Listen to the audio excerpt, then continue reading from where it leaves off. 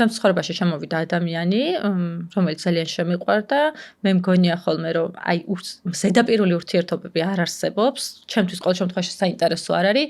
ან ძალიან სიღრმეში უნდა ვიყო, ბოლომდე ჩაფლული, ან არ მაინტერესებს და ეს ურთიერთობა იყოს ზუსტად ისეთი, რომ აი სრულად მომიცვა და მithქვამს, რომ აი რო არ გაფუჭებულიყო ეს ურთიერთობა და რაღაცა პერიოდში გაწყვეტილიყო და დავფიქრებულა, რომ აი რაღაცა რომ მომხდარიყო, შეიძლება მთელი ცხოვრება ამ ადამიანის ერთგული ყოფილიყავი, იმ დონეზე იყო, ესე ვთქვათ, ჩემში იმ დონეზე ვგრძნობდი, რომ ძალიან მიყვარდა.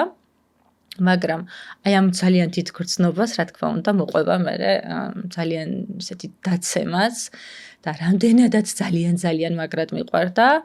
იმ დონემდე მქონდა ძალიან დიდი იმედგაცრუება, აი უზომოდ დიდი იმედგაცრუება ურთიერთობაში.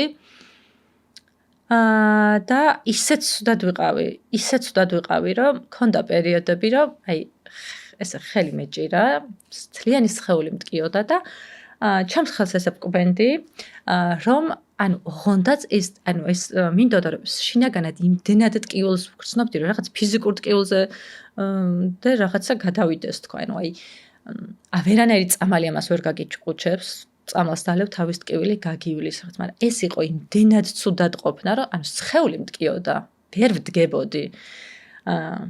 მგონია, რომ 33 წლის განმავლობაში ჩემს ცხოვრებაში ეს პერიოდი იყო ყველაზე ცუდი პერიოდი ემოციური კუთხით და